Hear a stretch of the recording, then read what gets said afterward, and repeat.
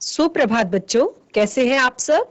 आशा करती हूँ आप सभी अच्छे होंगे, स्वस्थ होंगे, खुश होंगे और अपनी पढ़ाई भी अच्छे से कर रहे होंगे। तो जैसा कि आप सभी जानते हैं, मैं हूं आपकी हिंदी की अध्यापिका और मैं स्वागत करती हूं आप सभी का आईसीटी वर्चुअल क्लासरूम में। और आज हम यहाँ पर एकत्रित हुए हैं पढ़ने के लिए क्लास 8 की हिंदी। क्लास 8 की हिंदी में आज हम पढ़ेंगे आपकी पाठ्य पुस्तिका वसंत भाग 3 का चैप्टर कबीर के साखियां। तो कबीर की साखियां जो है, इसमें कबीर दास जी के कुछ यहाँ पर दोहे जो साखियां हैं वो दी गई है और हम साखियों को पढ़ेंगे, इनके भावार्थ को समझेंगे और इन साखियों के द्वारा कबीर दास जी हमें क्या समझाना चाहते हैं, क्या बताना चाहते हैं, ये भी आज हम सीखेंगे। तो पाठ में कुछ कठिन शब्द भी आएंगे, उन्हें आप अपनी कॉपी में लिखेंगे और भावार्थ को समझने का प्रयास करेंगे और फिर पाठ से जुड़े हुए प्रश्न उत्तर भी आज हम करेंगे। तो सभी बच्चे बिल्कुल ध्यान से सुनेंगे, कॉपी पेन पेंसिल लेकर बैठेंगे। कहीं पर कोई कठिन शब्द आता है तो उसे अपनी कॉपी में नोट डाउन करेंगे। तो चलते हैं स्मार्ट बोर्ड की तरफ, शुरू करते हैं आज का सेशन। सभी बच्चे ध्यान से सुनेंगे। हम कबीर दास जी के साखियां पढ़ रहे हैं और ये आपका पाठ 9 है। कबीर दास जी की साखियां क्लास 8। तो यहाँ पर कबीर दास जी ने आपको 5 जो है दोहे दिए हैं। तो बहुत ज्यादा एकदम बहुत टफ नहीं है, बहुत ही इजी है। आप समझने का प्रयास करेंगे तो आप बहुत अच्छे से समझ जाएंगे। पहले थोड़ा सा मैं कबीर दास जी के बारे में आपको बताती हूँ कि कबीर दास जी का जो जन्म था बच्चों, वो 1400 के आसपास वाराणसी में हुआ था। और ये ज्ञानी संतों के साथ रहकर कबीर ने शिक्षा और दीक्षा हासिल की थी। अर्थात इनका कोई भी ऐसा मतलब एक विधिवत शिक्षा इन्होंने ग्रहण नहीं की थी। जिस तरह से आप लोग स्कूल जाते हैं, first second third fourth fifth regular एक पढ़ाई करते हैं, तो इस तरह का इनका कोई भी पढ़ाई का एक विधिवत शिक्षा का कोई भी प्रमाण नहीं है। इन्होंने केवल और केवल जो भी अपने जीवन में सीखा वो अपने जीवन के अनुभवों के द्वारा सीखा। तो कबीर दास जी जो है वो ज्यादातर उनको जो शिक्षा और दीक्षा प्राप्त हुई, ज्ञान जो प्राप्त हुआ, वो उन्होंने सत्संग से और संतों के समागम से, इस तरह की जब वो सभा में जाते थे वहां से उन्होंने ज्ञान प्राप्त किया। और क्या होता है कि ये कबीर दास जी जो थे वो अपने जीवन में कर्म कांडों के, यानी कि जो जो भी जाति धर्म से जुड़ी हुई, जो कर्म कांडों से जुड़ी हुई जो विडंबनाएं थी, जो पाखंड जो चल रहा था समाज में, उसके बहुत ही ज्यादा खिलाफ थे। यानी कि वो बिल्कुल भी उसके विरोधी थे बहुत अधिक। वो कहते थे, कबीर दास जी कहते थे कि इंसान कभी भी अपनी जाति से, अपने धर्म से बड़ा नहीं होता है। इंसान जो होता है वो अपने कर्मों से बड़ा होता है, अपने काम से बड़ा होता है। कोई भी व्यक्ति किसी भी कुल से या जाति से या धर्म से बड़ा नहीं होता है। जिस तरह के वो काम करता है, जिस तरह का उसको ज्ञान है, उससे वो बड़ा होता है। यानी कि कबीर दास जी ने अपनी जो साखियां हैं उसमें ज्ञान को सर्वश्रेष्ठ माना है। और वो कहते हैं उनका एक ही नारा अपने जीवन भर रहा कि जो परमात्मा है वो एक है। इसीलिए वो हर धर्म की आलोचना और प्रशंसा करते थे। मतलब वो ऐसा नहीं है कि उनके वो किसी एक धर्म को मानने वाले थे या किसी एक धर्म की के प्रति उनका बहुत ज्यादा झुकाव था, ऐसा नहीं है। वो हर धर्म को मानते थे और हर तरह से वो मतलब एक वो धर्म के बिल्कुल खिलाफ थे कि ये धर्म बड़ा है या वो धर्म बड़ा है या वो धर्म छोटा है या ऐसी भी कोई बात। वो कहते थे कि परमात्मा जो है एक है, चाहे आप उसको ईश्वर बुलाओ, चाहे अल्लाह बुलाओ, चाहे यीशु बुलाओ, चाहे और कुछ। तो इस तरह वो ईश्वर को एक परम शक्ति अपनी साखियों में, अपने दोहों में मानते हैं। और इसीलिए वो कबीर इसीलिए कहते हैं कि आप संसार में ये सारे जो धार्मिक पाखंड आप करते हैं इसको छोड़ दीजिए। धर्म के लिए ऊंचा नीचा आप जो एक दूसरे को समझते हैं उस बात को छोड़ दीजिए। और जो कुछ मुख्य चीजें हैं उन पर अपने जीवन में आप ध्यान दीजिए। तो ये पाठ जो है ये भी कुछ यहाँ पर कबीरदास जी के दोहे दिए गए हैं और बहुत ही प्यारे यहाँ पर दोहे, 5 दोहे कबीरदास जी के आपको दिए गए हैं। और मैं आशा करती हूँ कि कुछ दोहे जो है वो आप लोगों को भी कबीरदास जी के याद होंगे। आप क्लास 8th में हैं, अगर आपने इससे पिछली कक्षाओं में या घर में अपने बड़े बुजुर्गों से, अपने मम्मी पापा से कबीरदास जी के दोहों के बारे में कभी न कभी सुना ही होगा। तो कुछ दोहे हैं यहाँ पर, शुरू करते हैं पढ़ना। पहला दोहा है यहाँ पर कबीरदास जी का, जाति न पूछो साधु की, पूछ लीजिए ज्ञान, मोल करो तलवार का, पड़ा रहने दो म्यान। तो यहाँ पर कहा है कबीरदास जी ने, जाति न पूछो साध की, पूछ लीजिए ज्ञान। कबीरदास जी जो हैं वो अपने दोहों के माध्यम से हमें जीवन में सही राह दिखा रहे हैं।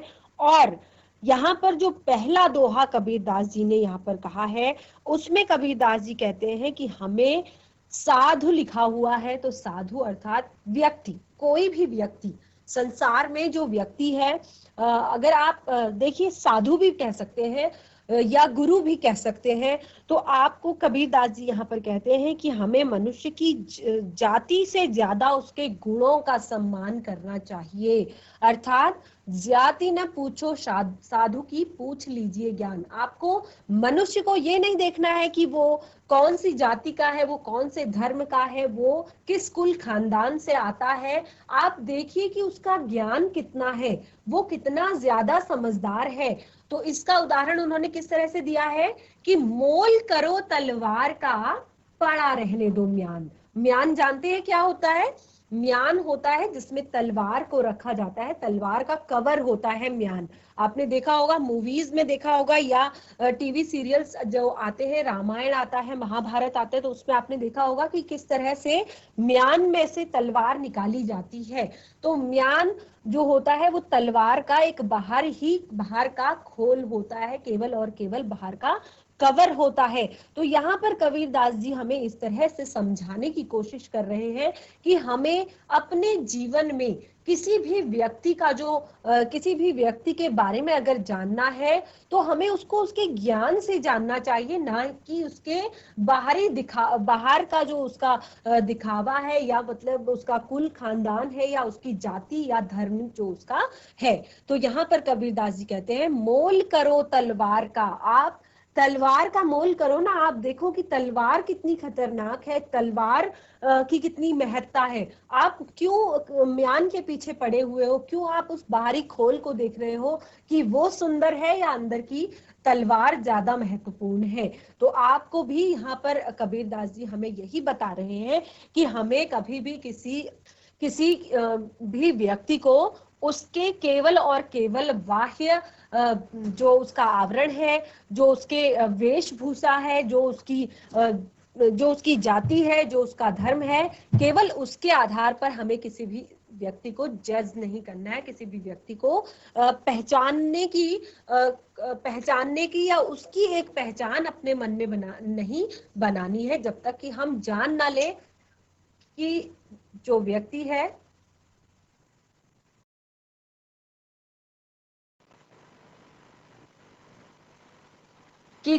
है वो कितना ज्यादा गुणी है, कितने उसमें गुण कितने हैं, उसमें संस्कार कितने हैं।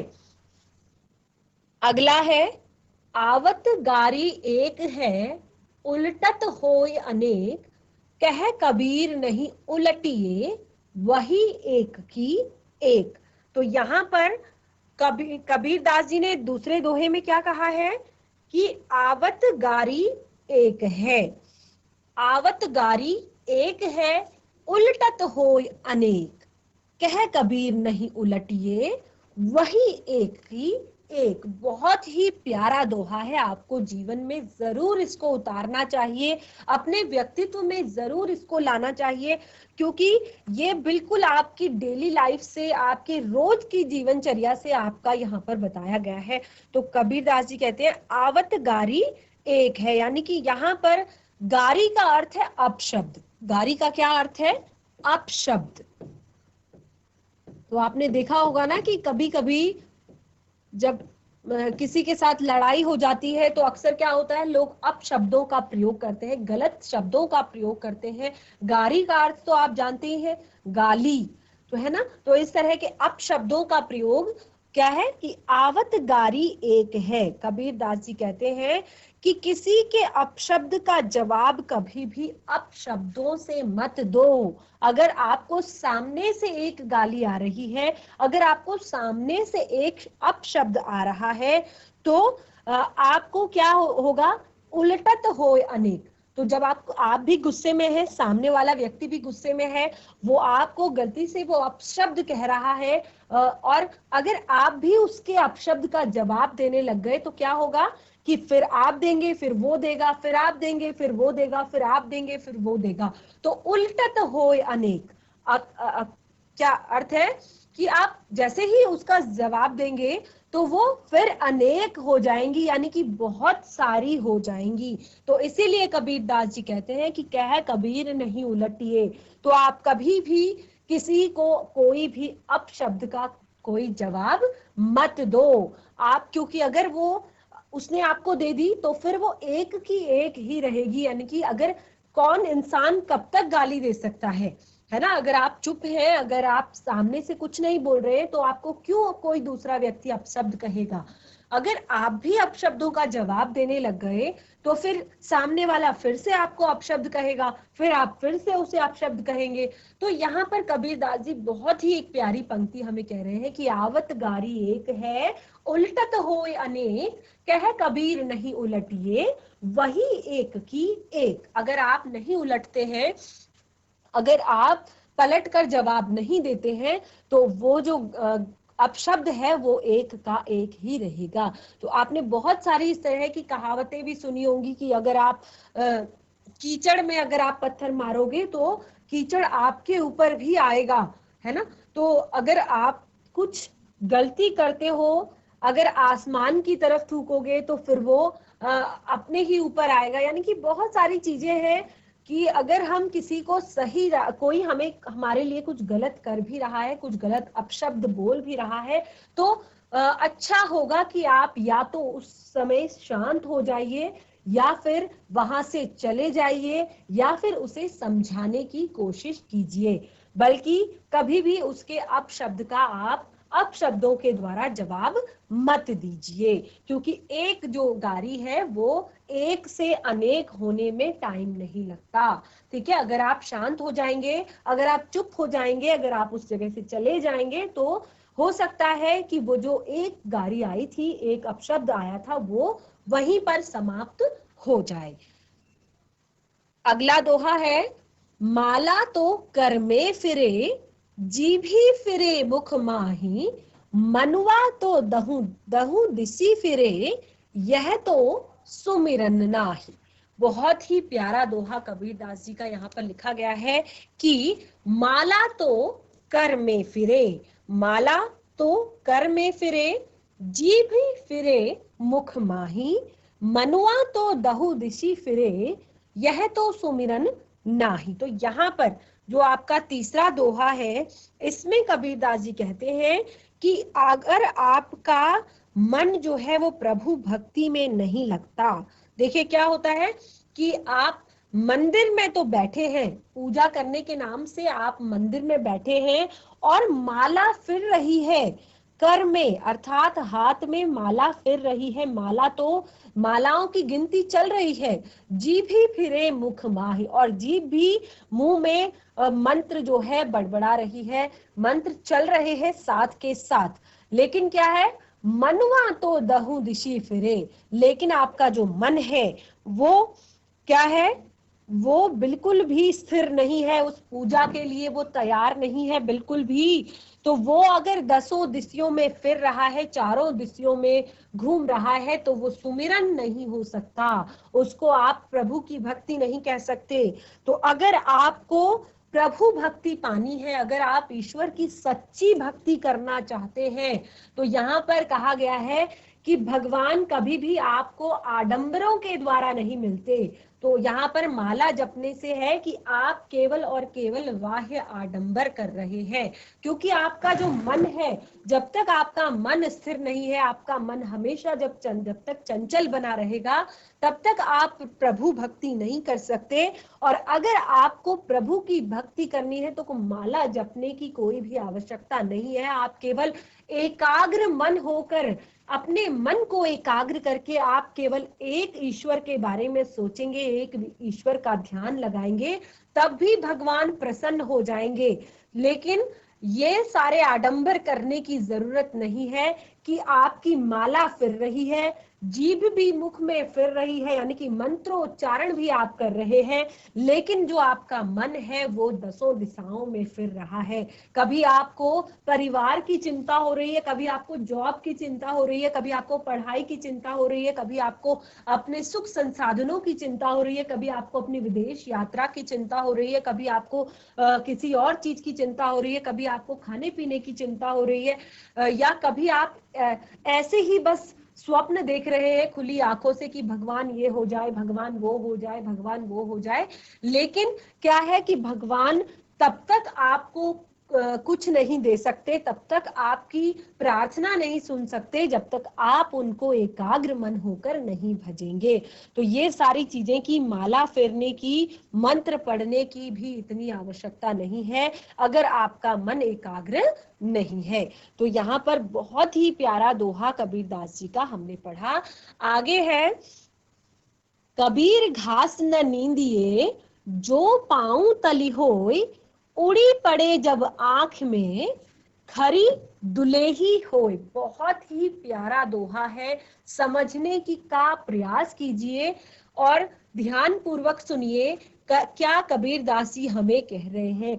देखिए, कबीरदास जी के जो दोहे हम पढ़ रहे हैं, ऐसा नहीं है कि आप कबीरदास जी के दोहे पढ़ लिए हमने और हम भूल गए कि ये तो क्लास 8 का चैप्टर 8 था और हमने पढ़ा, एग्जाम में आया, हमने प्रश्नों के उत्तर दिए और कहानी खत्म। हमें केवल और केवल कबीरदास जी के दोहे प्रश्नों के उत्तर देने के लिए नहीं पढ़ने हैं, हमें केवल और केवल कबीरदास जी के दोहे अपने पाठ को समाप्त करने के लिए नहीं पढ़ने हैं। क्योंकि जब यहाँ पर आपके दोहे लिखे हैं, आपके लिए ये पाठ में डाला गया है, तो इसके पीछे भी कुछ ना कुछ मोटिव है, कुछ ना कुछ एक उद्देश्य है कि आपको आपके व्यक्तित्व को सुधारा जाए। देखिए, शिक्षा का जो अर्थ होता है वो है सर्वांगीण विकास। आपको केवल परीक्षा में मार्क्स नहीं लाने हैं, आपको केवल टॉपर नहीं बनना है कि आपने हर चैप्टर को रट लिया, हर पाठ को कंठस्थ कर लिया और उसके प्रश्नों के उत्तर दे दिए और आप क्लास में टॉप कर गए, या फिर आपने कोई बहुत अच्छी आईएएस पीसीएस की परीक्षा क्लियर कर ली। तो ये बहुत अच्छी बात है अगर आप पढ़ते भी हैं और पढ़ाई में भी बहुत अच्छे हैं। लेकिन जैसे कि मैं आपको बता रही हूँ कि शिक्षा का जो असली जो उद्देश्य है वो है बच्चे का सर्वांगीण विकास। तो सर्वांगीण विकास के अंतर्गत सबसे पहले आता है कि हमें व्यवहारिक ज्ञान भी होना चाहिए, नैतिक मूल्यों का ज्ञान भी होना चाहिए। तो कबीर के दोहे जब हम पढ़ते हैं तो आप देखेंगे कि भले ही इसमें आपको इंजीनियरिंग की डिग्री ना मिले, इसमें आपको डॉक्टरी से जुड़ी हुई बातें ना मिले, इसमें आपको फिजिक्स से जुड़ी हुई बातें ना मिले, लेकिन इसको जब आप पढ़ेंगे तो आपको नैतिक विचार जो है और व्यक्तित्व विकास संबंधी जो बातें हैं वो आपको जरूर समझ में पढ़ने को मिलेंगी। तो ये बहुत ही अच्छे यहाँ पर 5 दोहे कबीरदास जी के साखियों के रूप में हमें दिए गए हैं। तो यहाँ पर कबीरदास जी कहते हैं कि कबीर घास न नींदिए जो पांव तली होई, उड़ी पड़े जब आंखी में खरी दुलेही होई। तो इस प्रस्तुत दोहे में कबीरदास जी कहते हैं कि हमें कभी भी किसी व्यक्ति को छोटा समझकर उसका निरादर नहीं करना चाहिए। तो यहाँ पर एग्जाम्पल आपको उदाहरण दिया है एक छोटी सी घास का, घास के तिनकों का, जो कि हमारे पैर के नीचे होती है, पैरों के तले कुचली जाती है। लेकिन कबीरदास जी कहते हैं कि आप घास को छोटा मत समझिए, घास को मत रौंदिए, जो पांव के तले घास है उसका भी निरादर नहीं करना चाहिए। यानी कि बड़ों का तो सम्मान जीवन में करना ही है, लेकिन छोटे व्यक्ति, चाहे वो उम्र में छोटा हो, चाहे वो किसी भी तरह से आपसे छोटा हो, आपको उसका भी आदर और सम्मान अपने जीवन में करना चाहिए। क्यों? क्योंकि उड़ी पड़े जब आँखी में खरी दुलेही होय। जैसे घास को हम छोटा समझकर हर वक्त अपने पैरों में दबा लेते हैं, लेकिन अगर कभी आंधी आती है, हवा चलती है और एक छोटा सा तिनका भी हमारी आंख में चला जाता है, तो बहुत ज्यादा पीड़ा हमें होती है, बहुत ही ज्यादा दर्द हमें होता है। तो यहाँ पर यही कबीरदास जी कहते हैं कि हर एक व्यक्ति का महत्व होता है, अपना एक महत्व है, हर एक चीज का, हर एक जीव का, हर एक जंतु का, हर एक प्राणी का, हर एक सजीव का इस संसार में। सब जो है, ऐसा नहीं है कि हम मनुष्य हैं तो जीव जंतुओं का कोई महत्व नहीं है, हम मनुष्य हैं तो हम पेड़ों को अपनी मर्जी से काटेंगे, हम मनुष्य हैं तो हम पृथ्वी को किसी भी तरह से खराब करने पर तुले रहेंगे।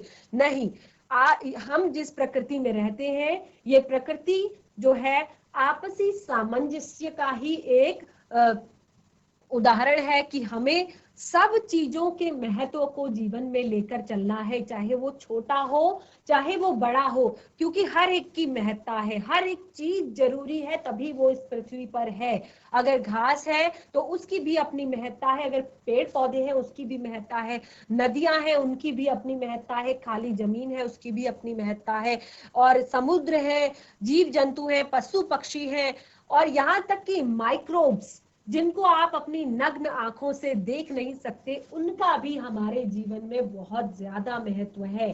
ठीक है, तो इसीलिए कबीरदास जी हमें यहाँ पर कहते हैं, अगर हमें जीवन में किसी भी तरह का कोई व्यक्ति मिलता है तो हमें उसे छोटा समझकर उसका निरादर कभी भी नहीं करना चाहिए। और एग्जाम्पल आप देख सकते हैं कि यहाँ पर कबीरदास जी ने छोटे से घास के तिनके का दिया है कि घास का तिनका जब उड़ कर आता है तो आंख में बहुत ज्यादा पीड़ा हमें देता है। अगला दोहा है, जग में बैरी कोई नहीं, जो मन शीतल होय, या आपा को डारी दे, दया करे सब कोई। कबीरदास जी कहते हैं कि यहाँ पर मनुष्य का जो मन है वो शांत होता है तो उसका शत्रु कोई भी नहीं होता। जग में बैरी कोई नहीं, जो मन शीतल होय।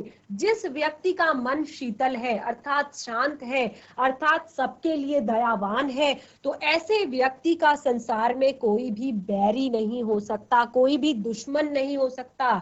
या आपा को डारी दे, अगर आप अपने आपा अर्थात क्रोध से यहाँ पर आपका बात करी गई है कि क्रोध, अगर आप अपने क्रोध को, स्वार्थ को, ऐसी भावनाओं को अगर आप त्याग देंगे तो दया करे सब कोई। और अगर आप सारी अपने अंदर की कुछ जो नेगेटिविटी है, जो कुछ गलत चीजें हैं जो सबके अंदर नेचुरल रूप से होती है, प्राकृतिक रूप से होती है, तो अगर आप उनको थोड़ा सा साइड कर दें, अगर आप उनको थोड़ा सा अपने जीवन से हटा दें, तो क्या होगा कि आप दयालु और महान संसार में बन सकते हैं। तो बहुत ही प्यारा दोहा है कि जग में बैरी कोई नहीं, जो मन शीतल होय, या आपा को डारी दे, दया करे सब कोई। अर्थात जग में उस व्यक्ति का कोई भी बैरी नहीं होता, दुश्मन नहीं होता, जिसका मन शीतल और शांत और दयावान होता है सबके लिए। और अगर आप अपने कुछ बुरी आदतें, क्रोध, स्वार्थ और लालच, इस तरह की आदतों को अगर आप छोड़ दें तो आपसे ज्यादा महान और दयालु व्यक्ति संसार में नहीं हो सकता है। तो पाठ हमारा यहाँ पर कंप्लीट हो गया है। तो बच्चों, आज की क्लास में हमने कबीरदास जी द्वारा साखियां पढ़ी और इन साखियों से हमें बहुत कुछ सीखने को मिला है, बहुत कुछ अपने व्यक्तित्व में उतारने के लिए, अपने जीवन में उतारने के लिए हमने यहाँ पर पढ़ा है। इस पाठ से जुड़े हुए प्रश्नोत्तर हम अगले सेशन में कंप्लीट करेंगे। समय हमारा समाप्त हो चुका है, तो मिलेंगे नए सेशन में। तब तक के लिए धन्यवाद। आपका दिन शुभ हो।